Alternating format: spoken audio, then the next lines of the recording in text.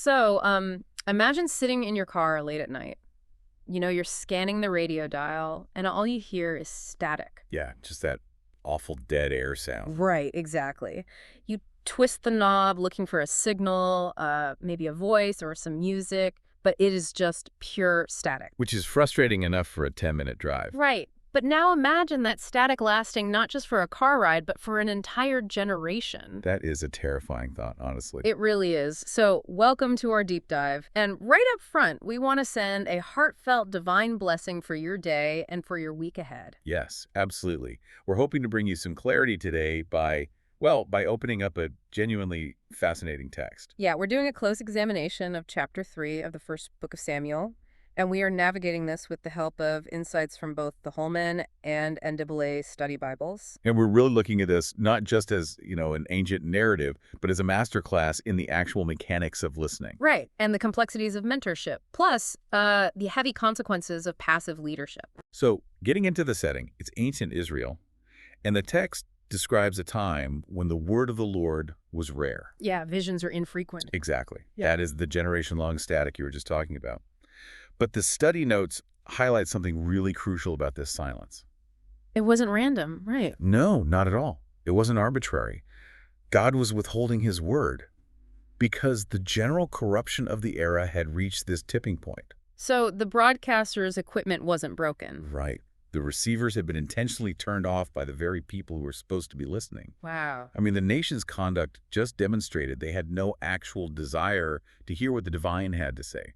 It's kind of like if you have a friend who constantly ignores your advice, you eventually just stop giving it. You save your breath. Yeah, exactly. So the text paints a picture of this spiritual landscape that is completely dark. And it actually mirrors that reality with a literal physical darkness. Which is just brilliant literary staging. It is.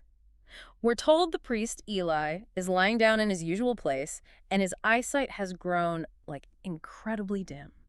So you have this aging leader who literally cannot see what's happening right in front of him. Right, physically or morally. And into this darkness, the text drops a very specific detail that the lamp of God had not yet gone out. Which actually tells us exactly what time it is, based on the temple mechanics. Oh, right, from Exodus. Yeah, from Exodus. The priests were instructed to keep that lamp burning from evening until morning. So if it hasn't gone out yet... We are in those quiet, freezing, darkest hours just before the dawn. It's so cinematic. So in that pre-dawn silence, a young boy named Samuel, who is serving in the temple, hears a voice calling him. And he immediately jumps up, runs to Eli, and says, here I am, you called me. Which, that's the most logical assumption a kid in that environment could make. Completely. Yeah. He's surrounded by stone and silence. The only other person around is this elderly man who probably needs assistance all the time. And this happens 3 times. Samuel hears the call, gets up, and runs back to Eli. Yeah? I was thinking about this, and it's like, if my phone hasn't rung in 10 years and it suddenly makes a noise, I'm probably going to assume it's just the alarm clock or an appliance beeping or something. But you wouldn't think it's a call. Right. Is Samuel's confusion here simply because God hasn't spoken in so long that nobody recognizes the ringtone anymore? That's a great way to put it. And the NAA study notes confirm that exact dynamic. They point out a defining characteristic of Samuel at this moment. Which is? He didn't actually know the Lord in a personal relationship yet. Wait, really? Even though he lived in the temple? Yeah. I mean, he knew the routines of the temple. He knew how to sweep the floors and light the incense. But the direct word of the Lord had never been manifested to him. Ah, so proximity to sacred things does not automatically equal intimacy with them. Exactly. He simply didn't know the voice. That is so interesting. And it brings us to this really layered moment between the young apprentice and the old mentor. Yeah, because Eli finally figures out what's happening. Right. And despite being this profoundly flawed leader who has overseen a totally corrupt era, Eli actually manages to give Samuel the absolute perfect piece of instruction. That's incredible. He tells the boy to go back, lie down, and if the voice calls again, to say, "Speak, Lord, for your servant is listening." The Holman study notes highlight this as just a timeless model prayer for anyone seeking direction. It's so simple. But look at the posture of that response. It is one of total submission. Yeah, Eli doesn't tell Samuel to say, Speak, Lord, so I can evaluate your proposal. Right. The instruction is, speak, because I am your servant, and I am ready to obey whatever follows. It's an unconditional surrender to the message before it's even delivered. Exactly. And I just find it striking that this pure foundational advice comes from a leader who has made such a massive mess of his own responsibilities. It just proves that a compromised mentor can still possess the institutional knowledge to point you in the right direction. Yeah, that's a really good point. So Samuel goes back to bed. He takes that posture of listening. And then the fourth call comes, and the pattern breaks. God says, Samuel, Samuel. And that double name just changes the entire atmosphere of the narrative. Well, to a modern reader, repeating the name just sounds like a dramatic flourish, right? Yeah. Just to show we've reached the climax of the scene. Right, but there's a very specific grammatical weight to this in biblical texts. Okay, break that down for us. If you hear your name twice, it means you need to pay attention because the stakes have just gone astronomical. I'm thinking of Moses at the burning bush. Doesn't God call out Moses, Yeah. Moses? He does. And the Holman notes create a massive connection here. A double mention of a name indicates intense urgency and profound significance. Wow. We see with Abraham on Mount Moriah right before the sacrifice of Isaac, with Moses at the bush, and even later in the New Testament. Oh, like Saul of Tarsus on the Damascus Road. Exactly. He gets knocked to the ground and hears, Saul, Saul. Okay, so by using that double name, the text is taking this young, inexperienced boy and instantly placing him in the heavyweight division of historical figures. It is a massive immediate promotion. The silence is officially over, and Samuel is being drafted into a completely new league of leadership. But with Samuel now elevated to that heavyweight division, we kind of have to look at what actually gets dropped on his shoulders. And the message that breaks the silence is devastating. Yeah. God warns Samuel that he is about to do something in Israel that will make the ears of everyone who hears it tingle. Now, make the ears tingle sounds a bit whimsical today, almost like, I don't know, getting goosebumps. Right, like hearing a good piece of gossip or something. Yeah. But the historical context of that phrase points to a somatic, physical reaction to pure horror. Wait, like an actual physical response? Yes. The notes clarify that this phrase is used to describe news so shocking, so devastating, that it leaves you physically stunned. Oh, Matt. Imagine the ringing in your ears when you receive a phone call telling you a loved one has died unexpectedly. It's a physiological response to a reality-altering trauma. Wow. And the trauma in this case is a final judgment on his mentor. Yeah. God declares that Eli's house will be judged forever, and no sacrifice or offering can ever expiate or purge the sin. So the normal temple rituals, the very system Eli operates, will be completely useless. Which is heavy enough. But the reason for this permanent judgment is what really stops you in your tracks. God says Eli knew his sons were corrupt, he knew they were abusing their positions, and yet he failed to restrain them. And the severity of the son's actions is actually deeper than many standard translations show today. Okay, love when we get into this. What do the original texts say? Well, there's a fascinating translation nugget from the NAA notes regarding this exact accusation. If you read a modern text, it might say Eli's sons were bringing a curse on themselves or making themselves contemptible. Okay, which sounds bad, but not catastrophic. Right. But the original Hebrew implied something much more aggressive. It stated that the sons were actively blaspheming against God. But blaspheming against God, that's a huge difference. It is. And the scribes copying the text centuries ago actually altered those words because the phrase was considered too scandalous to even write down. Are you serious? They just changed it. Yeah, they swapped a consonant or two to soften the blow. The scribes were physically afraid to put ink to parchment for that specific accusation. Which tells you just how severe the corruption in Eli's family had really become. Exactly. And that severity really addresses the natural pushback modern readers have to this story. Right, because to modern ears, ending a whole family line forever just because a father was, a soft dad, it reads as incredibly harsh today. Is this just about bad parenting? No, we have to reframe Eli's role here. He wasn't just a father failing to ground his teenagers. He was the high priest. He was the ultimate gatekeeper of justice and worship for an entire nation. Think of a modern CEO of a massive organization or like a head of state. Imagine that leader knows for an absolute fact that their top executives, who happen to be family members, are engaging in severe corruption. Like stealing from clients, abusing staff, that sort of thing. Exactly. Completely ruining the organization's integrity.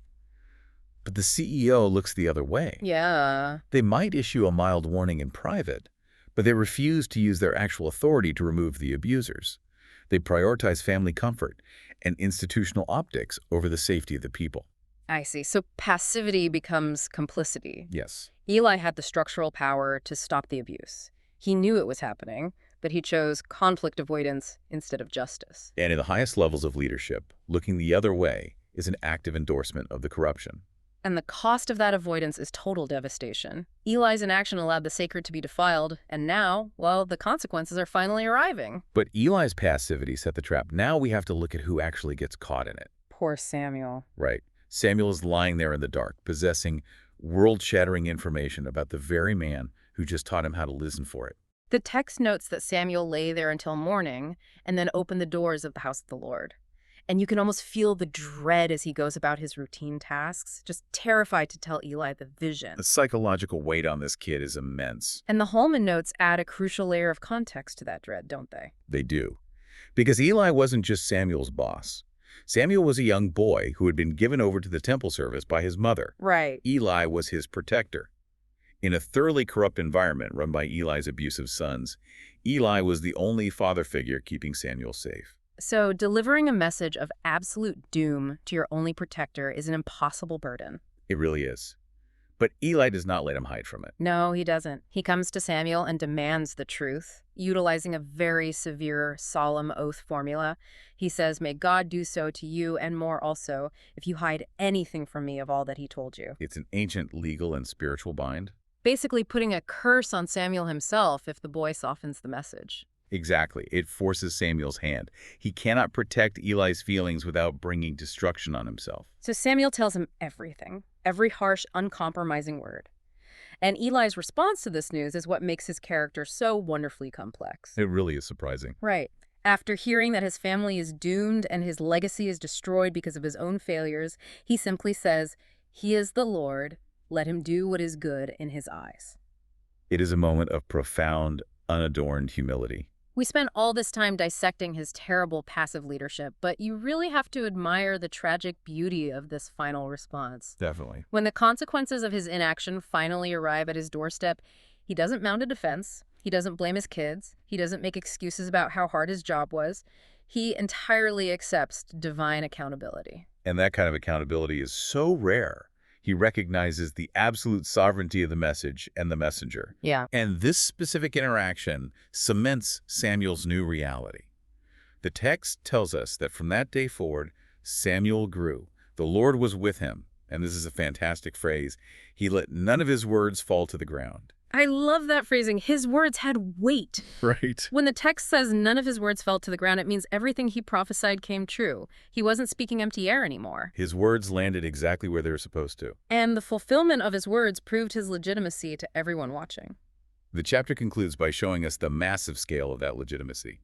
It says, all Israel, from Dan to Beersheba, knew that Samuel was confirmed as a prophet of the Lord. And the NDOA notes specify that Dan and Beersheba were the extreme northern and southern borders of Israel, which is a distance of about 186 kilometers. Right. But it's more than just a measurement of distance. 186 kilometers is a few hours on a highway for us, but in the ancient world on foot, that encompassed their entire universe. It's the cultural equivalent of saying a completely fractured, broken nation was finally uniting under one voice. The static was gone.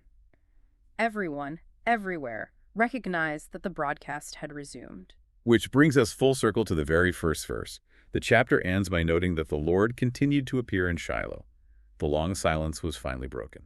And the study notes make it very clear why the silence broke. It was not just an arbitrary shift in the wind. No. The Lord returned to Shiloh because Samuel demonstrated a readiness to receive and carry the word. He said, "Speak, for your servant is listening."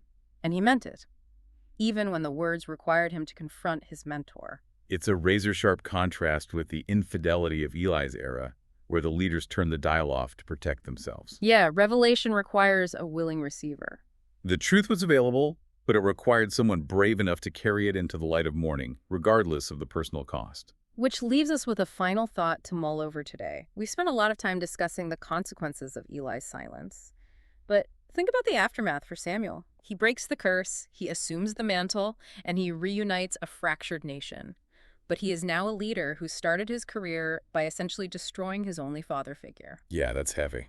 How does carrying that kind of relational trauma shape the way a person builds their own legacy? It is something to think about the next time you see a leader thrust into power through crisis. They are often carrying the weight of the bridges they had to burn to get there. The burden of listening isn't just hearing the truth, it is living with the aftermath of delivering it. It is a heavy reality to carry with you, but a really necessary one to explore. So thank you for joining us on this journey through the text today. As we close, we want to say that God blesses all the listeners. Next time you encounter a hard truth, I hope you have the courage to listen. Until our next deep dive.